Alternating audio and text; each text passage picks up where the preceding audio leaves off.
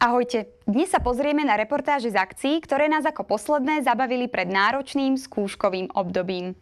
V posledných správach uvidíte. O kúsa vyhrávala šošovica.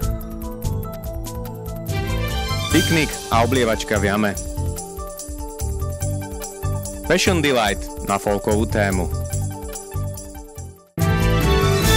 Zábava a študentský život idú spolu ruka v ruke. Presvedčili sme sa o tom aj na poslednej šošovičke v tomto semestri, ktorá opäť nesklamala. Dnes sme sa prišli zabaviť na šošovičku, ktorá sa koná v kine Oko.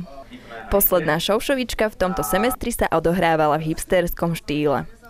Tony Vlachov z týmu Pardon Madame vystúpil poslednýkrát ako študent. Bola to super zábava, stále je. Vyhrali sme bombóny.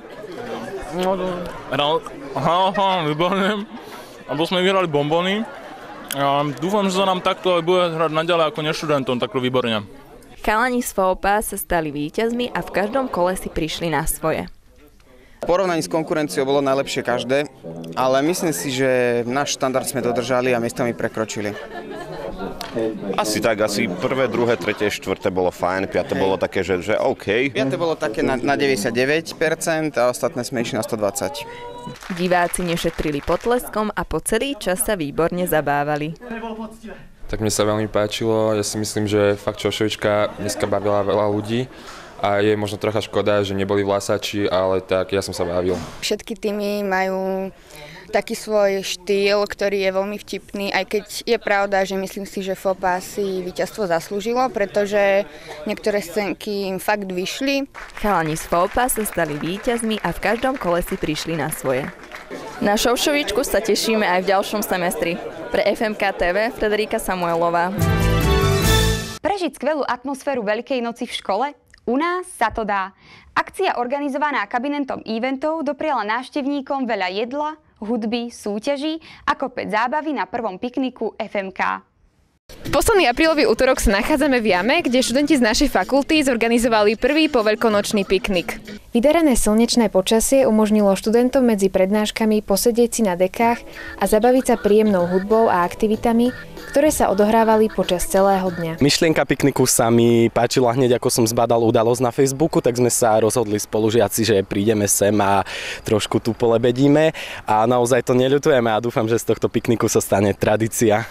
Jedna z hlavných organizátoriek nám priblížila, ako myšlienka celej akcie vznikla. Tento event vznikol vlastne úplne náhodne, že mali sme na hodine vymyslieť len niečo, čo by sme chceli a až sa to profesorom tak páčilo, že to reálne vzniklo.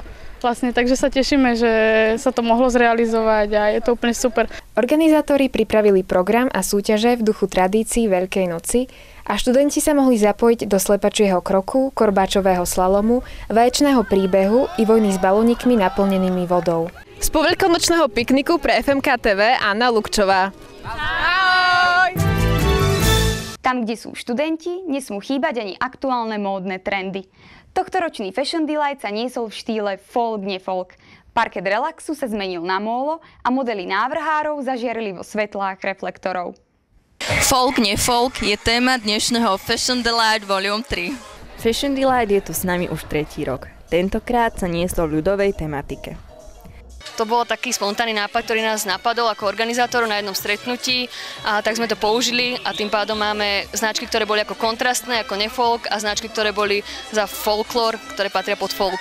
V modeloch od rôznych značiek sa nám predviedli nielen naši študenti, ale aj profesionálne modelky od Henriette Models. Tento ročník zatiaľ hodnotím pozitívne, avšak asi najlepšie bude, keď to budeme vidieť zo záznamu, lebo my to zozadu teda toho veľa nevidíme.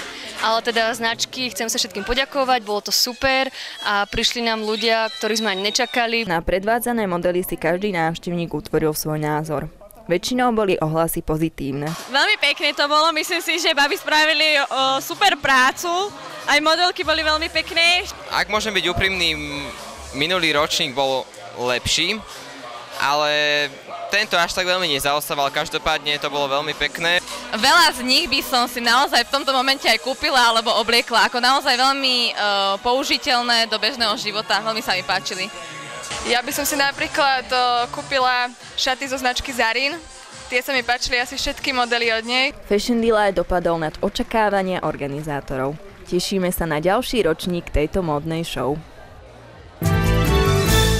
Semester sa končí, akcii sa minuli a preto sa s vami lúčime. Ďakujeme vám za podporu, priazeň či kritiku, ktorá nás posúva dopredu. Tešíme sa na vás v ďalšom akademickom roku. Čaute.